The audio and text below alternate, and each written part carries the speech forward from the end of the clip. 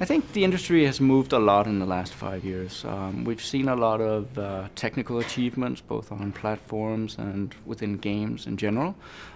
So for Absolution, it's been really interesting to follow that around, because the game has been in development for some time now, and for us to be able to follow up on the bar that's been set really high from a lot of games is tough, but it's also a really interesting challenge for us.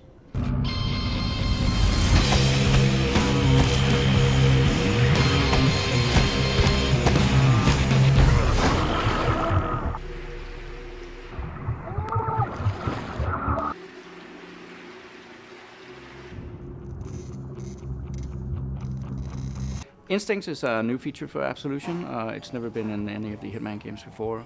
It came about because we wanted to have a feature in there that really allowed the player to understand what the game was about, in terms of all the messaging that's being sent from the game to the player. In previous games, you would often be in a situation where you weren't entirely sure what had happened, what the AI was doing, why a certain situation would escalate. And with Instincts, you're in a much better place in terms of trying to find out why is the game reacting to you in the way that it does.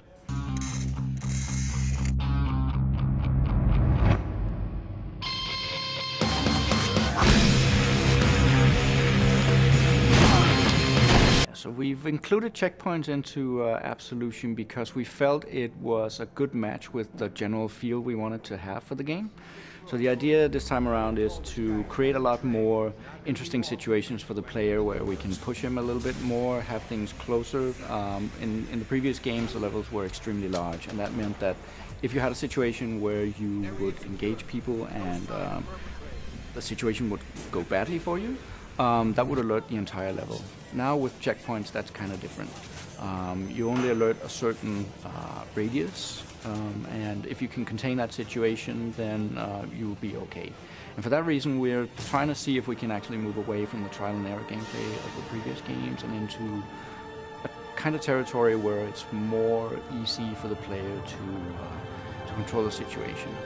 And checkpoints help us do that. In terms of achievements, I think we have a lot of really cool stuff in there. There's some smaller stuff for the guys who just want to get in and feel around and get some instant gratification, but we have some really core features that if you want to gain 1,000 gamer points out of this thing, you will have to work really hard.